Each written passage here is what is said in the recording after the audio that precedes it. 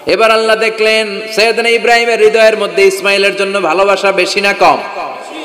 কত বেশি জানেন? সৈয়দনা ইসমাইল যখন দুনিয়াতে এসেছে তখন সৈয়দনা ইব্রাহিম আলাইহিস সালামের বয়স ছিল 86। কত? আপনাকে বাগেরহাটে 86 বছর বয়সে কারো বাচ্চা কাচ্চা হয়? হ্যাঁ, আছে এরকম পালোয়ান? আছে কেউ? নাই। সৈয়দনা ইসমাইল যখন এসেছে দুনিয়ায় তখন সৈয়দনা ইব্রাহিমের বয়স কত ছিল? 86।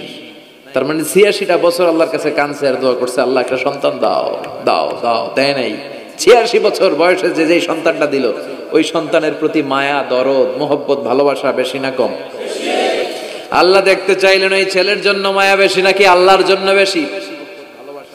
আল্লাহ ডেকে বললেন, ইব্রাহিম দেখি হৃদয়ে কার জন্য দরদ আর ভালোবাসাটা বেশি। যাও আমার সন্তুষ্টির জন্য 86 বছর বয়সে পাওয়া কলিজার টুকরা দুধের বাচ্চা ইসমাইলকে জবাই করে আমার খুশি অর্জন করো। জবাই করো, স্যাক্রিফাইস করো, আমার জন্য উৎসর্গ করো। এরপর ওনার ছেলের সাথে কি বললেন আছে না নাই? ফালাম্মা বালাগা মাআহু সাইয়া ক্বালা ইয়া বুনাইয়া ইন্নী আরা ফিল মানামি আন্নী আযবাহুক ফানজুর মাযা তারা। দুধের বাচ্চা ছোট্ট ইসমাইল ডেকে বলে, ও ইসমাইল আমি স্বপ্নে দেখেছি আমি তোমারে জবাই করছি, এখন কি করব? সুবহানাল্লাহ। আমার আব্বা যদি আমার কইতো, আপনার বাবা যদি বলতো, আব্বা তোরে তো দেখছি স্বপ্নে জবাই করি, আমরা কইতাম আব্বা আমার দেখেন না, আমার বড়টারে দেখছেন। কথা কন। আমরা বলতাম ছোটটারে দেখছেন, ওইটারে জবাই করেন, মাইজ্জাডারে করেন, বড়ডারে করেন, আইন আই হাইতান্ন। আমরা বলতাম সুবহানাল্লাহ কইবেন না? কি বাবা কি ছেলে। ইন্নী আরা ফিল মানামি আন্নী আযবাহুক ফানজুর মাযা তারা। ইসমাইল স্বপ্নে দেখেছি তোমারে জবাই করতেছি, কি করব কও? সাইয়েদনা ইব্রাহিম এই প্রশ্ন করার পরে সাইয়েদনা ইসমাইল বললেন, ক্বালা ইয়া আবাতি ফাআল মা তুমার। বাবা আপনি স্বপ্নে যা দেখেছেন ঠিক তাই করেন, যা দেখেছেন তাই করেন। আমগো পোলা গুলাও পোলা, ওনার পোলাও পোলা। সাতাজিদুনি ইনশাআল্লাহু মিনাস সাবিরিন। আব্বা আমি তো ডরাই না, আপনি ডরায়েন না। আমি ভয় পাই নাই, আমি ভয় আছে, আপনি ভয় পান কিনা? আল্লাহু আকবার। কি ছেলে দিয়েছিল আল্লাহ তারে।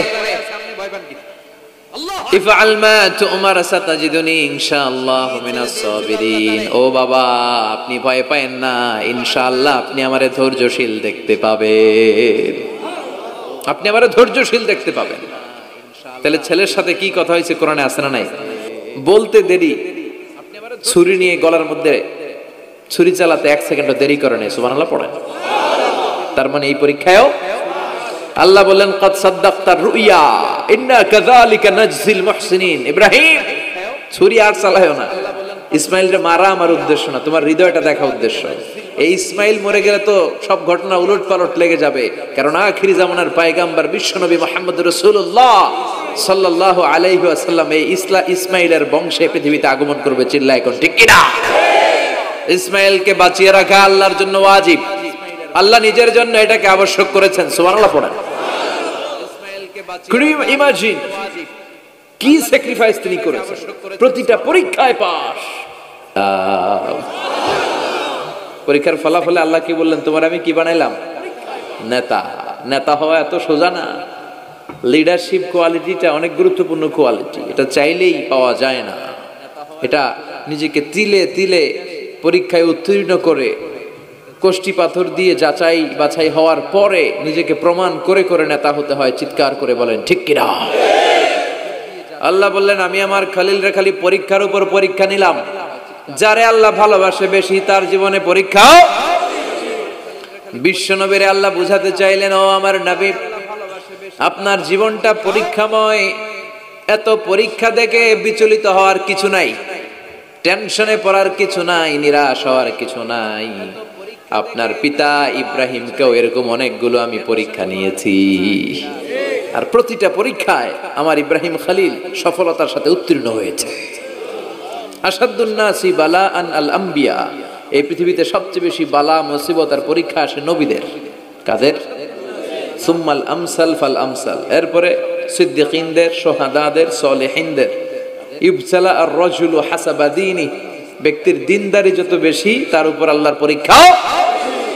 এজন্য মুমিন পরীক্ষাতে ভয় পায় না, মুমিন কখনো বিচলিত হয় না, মুমিন ভরসা রাখে একজনের উপর। চিল্লায় বলেন তিনি কে?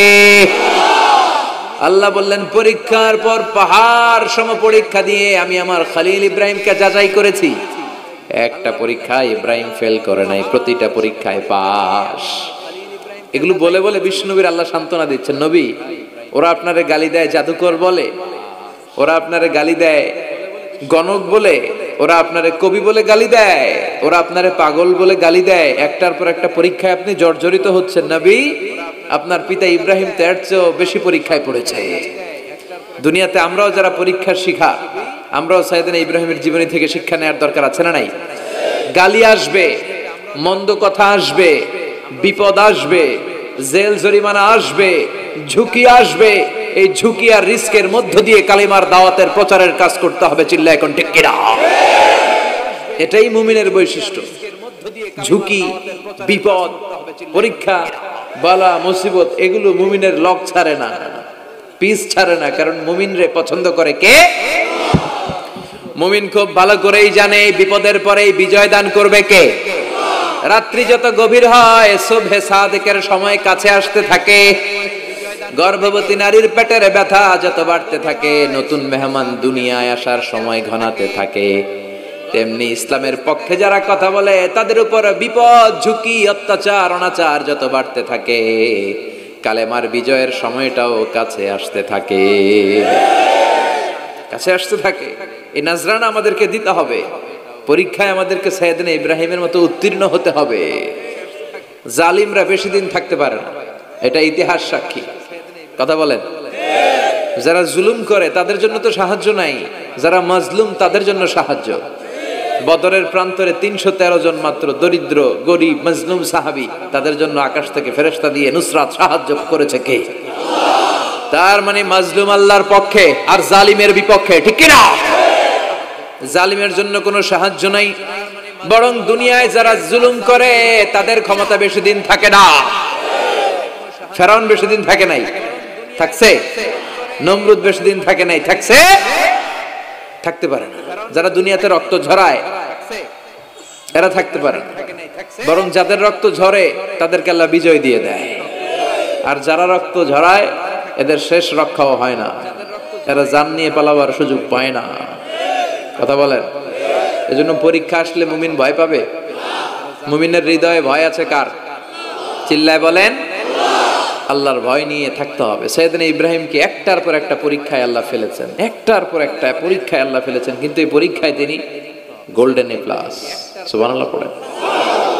রব্বুল আলামিন বলেন, ওয়া ইয বিতালা ইব্রাহিম রাব্বুহু বিকালিমাতিন ফাতাম্মাহুন্না ক্বালা ইন্নী জাইলুকা লিন-নাসি ইমামা। ও খলিল, একটার পর একটা পরীক্ষা আমি তোমার জীবনে নিয়েছি। বিশ্বনবীরে বললেন আমার ইব্রাহিমের উপর একটার পর একটা পরীক্ষা আমি নিয়েছি, ইব্রাহিম প্রতিটা পরীক্ষায় পাস। আর খুশি হয়ে আমি বললাম, ইব্রাহিম আমি তোমার নেতা বানায় দিলাম। আল্লাহ put Sayyidina Ibrahim in some tests and trials, and Sayyidina Ibrahim successfully overcome all the tests. Allah said, Ibrahim, I'm gonna make you the leader. Ibrahim আমি তোর লিডার বানাই দেব, এই ফলাফল স্বরূপ তোমার আমি গোটা বিশ্বের নেতা বানাই দিব। I'm gonna make you the leader. এজন্য সাইয়েদনা ইব্রাহিমকে নেতা বানাই দিলেন কে? একটার পর একটা পরীক্ষা তিনি দিয়েছেন। একটাও সাধারণ পরীক্ষা ছিল না, সব ভয়ঙ্কর পরীক্ষা। পরীক্ষাগুলো ছিল অগ্নি পরীক্ষা। পরীক্ষা নাম্বার 1 ইলকাউহু ফিন্নার, আগুনের পরীক্ষা। নমরুদ বলে, ইব্রাহিম ঈমান ত্যাগ করো, না হলে আগুনে ফেলবো। কোথায় ফেলবো? সাইয়েদনা ইব্রাহিম বলে, আমার জীবন যাবে কিন্তু ঈমান যাবে। ঈমানের পথে অবিচল থেকে আমার মরণ যেন হয়। তোমারই কাছে মিনতি আমার, তোমারই কাছে মিনতি আমার, মহামহিম দয়াময়। ঈমানের পথে অবিচল থেকে আমার মরণ যেন হয়। পড়ে না আমিন। নমরুদ বলে ইব্রাহিম ঈমান ছাড়ো, তা না হলে আগুনে ফেলবো। ইব্রাহিম বলে জীবন যাবে কিন্তু ঈমান যাবে। তার মানে পরীক্ষায় পাস।